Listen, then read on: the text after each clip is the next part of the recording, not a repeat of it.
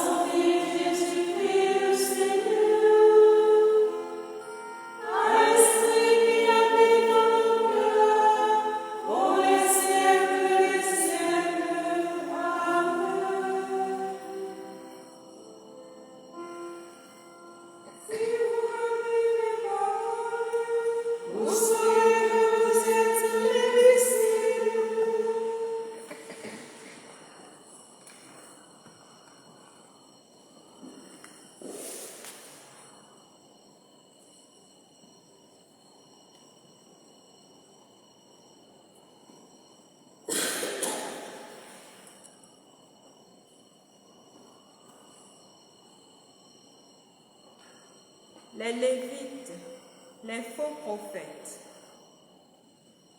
Une série de prescriptions de vie pour les Lévites, toutes pénétrées du sens de Dieu et de sa présence parmi les hommes. La seconde partie de la lecture met en garde contre les pratiques magiques. Du livre du Deutéronome.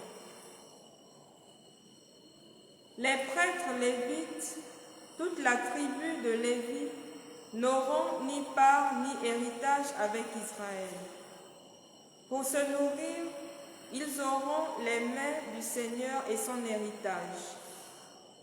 Le Lévite n'a pas d'héritage au milieu de ses frères. C'est le Seigneur qui est son héritage, comme il le lui a promis. Voici quels sont les droits des prêtres sur le peuple et sur ceux qui immolent en sacrifice un bœuf ou un mouton. On donnera aux prêtres l'épaule, les joues et la panse. Les prémices de ton blé, de ton vin nouveau et de ton huile, ainsi que celles de la toison de ton petit bétail, tu les lui donneras. Car c'est lui que le Seigneur ton Dieu a choisi avec ses fils parmi toutes les tribus pour se tenir là tous les jours, officiant au nom du Seigneur. Si un Lévite arrive d'une de tes villes où il réside, n'importe où en Israël, qu'il vienne comme il voudra au lieu que le Seigneur aura choisi. Il officiera au nom du Seigneur son Dieu, comme tous ses frères lévites qui se tiennent là devant le Seigneur. Pour se nourrir, ils auront tous une part égale, outre ce que chacun pourra tirer de la vente des biens paternels. Quand tu seras arrivé dans le pays que le Seigneur ton Dieu te donne, tu n'apprendras pas à agir à la manière abominable de ces nations-là. Il ne se trouvera chez toi personne pour faire passer par le feu son fils ou sa fille, consulter les oracles, pratiquer l'incantation, la divination, les enchantements et les charmes, interroger les revenants et les esprits ou consulter les morts. Car tout homme qui fait cela est une abomination pour le Seigneur, et c'est à cause de telles abominations que le Seigneur ton Dieu dépossède les nations devant toi. Tu seras entièrement attaché au Seigneur ton Dieu. Ces nations que tu déposséderas écoutent ceux qui pratiquent l'incantation et consultent les oracles. Mais pour toi, le Seigneur ton Dieu n'a rien voulu de pareil. C'est un prophète comme moi que le Seigneur ton Dieu te suscitera du milieu de toi, d'entre tes frères. C'est lui que vous écouterez. C'est bien là ce que tu avais demandé au Seigneur ton Dieu à l'Horeb, le jour de l'assemblée, quand tu disais « Je ne veux pas recommencer à entendre la voix du Seigneur mon Dieu, je ne veux plus regarder ce grand feu, je ne veux pas mourir. » Alors le Seigneur me dit « Ils ont bien fait de dire cela. C'est un prophète comme toi que je leur susciterai du milieu de leurs frères. Je mettrai mes paroles dans sa bouche et il leur dira tout ce que je lui ordonnerai. Et si quelqu'un n'écoute pas mes paroles, celles que le prophète aura dites en mon nom, alors moi-même je lui en donnerai compte. Mais si le prophète, lui, a la présomption de dire en mon nom une parole que je ne lui aurais pas ordonné de dire, ou s'il parle au nom d'autres dieux, alors c'est le prophète qui mourra. Peut-être te demanderas-tu, comment reconnaîtrons-nous que ce n'est pas une parole dite par le Seigneur? Si ce que le prophète a dit au nom du Seigneur ne se produit pas, si cela n'arrive pas, alors ce n'est pas une parole dite par le Seigneur, c'est par présomption que le prophète l'a dite. Tu ne dois pas en avoir peur.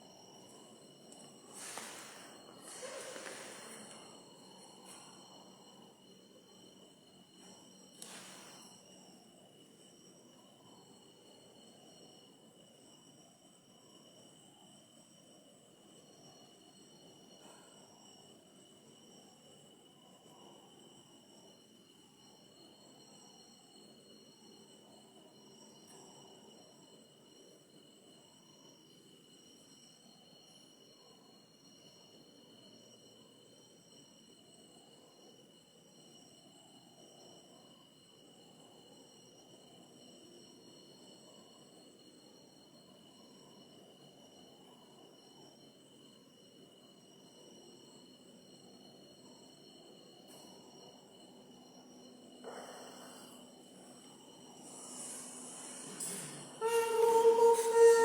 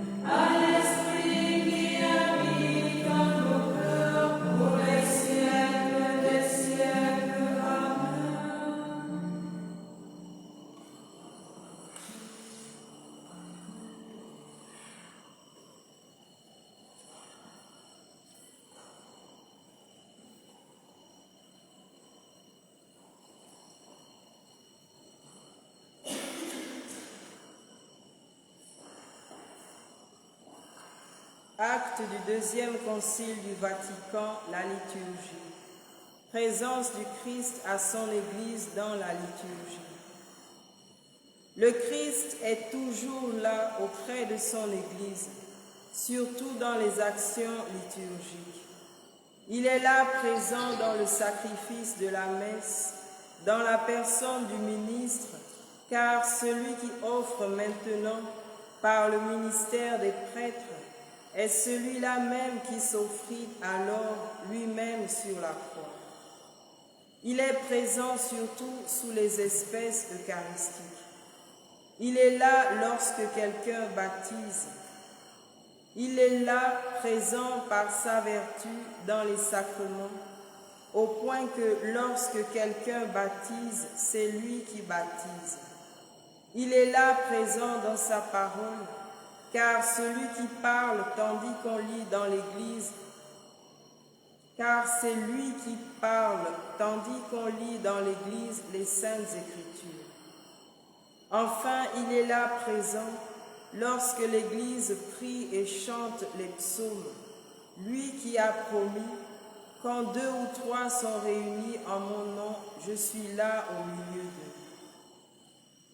Effectivement, pour l'accomplissement de cette grande œuvre par laquelle Dieu est parfaitement glorifié et les hommes sanctifiés, le Christ s'associe toujours l'Église, son épouse bien-aimée, qu'il invoque comme son Seigneur et qui passe par lui pour rendre son culte au Père éternel.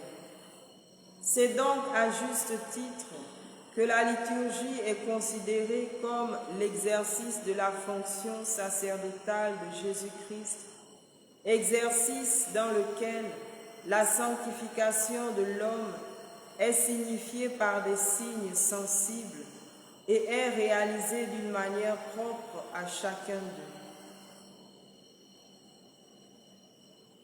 d'eux. Là, le culte public intégral est exercé par le corps mystique de Jésus-Christ, c'est-à-dire par le chef et par ses membres. Par suite, toute célébration liturgique en tant qu'œuvre du Christ prêtre et de son corps qui est l'Église, est une action sacrée par excellence, dont nulle autre action de l'Église ne peut égaler l'efficacité au même titre et au même degré. Dans la liturgie terrestre, nous participons par un avant-goût à cette liturgie céleste qui se célèbre dans la sainte cité de Jérusalem, à laquelle nous tendons comme des voyageurs. C'est là que le Christ siège à la droite de Dieu, comme ministre du vrai sanctuaire et de la véritable tente. Avec toute l'armée des chœurs célestes, nous chantons au Seigneur l'hymne de gloire. En vénérant la mémoire des saints, nous espérons partager leur société. Nous attendons comme Sauveur le Seigneur Jésus-Christ jusqu'au moment où il paraîtra, lui notre vie, et où nous aussi nous paraîtrons avec lui en pleine gloire. L'Église célèbre le mystère pascal en vertu d'une tradition apostolique qui remonte au jour même de la résurrection du Christ, chaque 8e jour, qui est nommé à bon droit jour du Seigneur ou dimanche.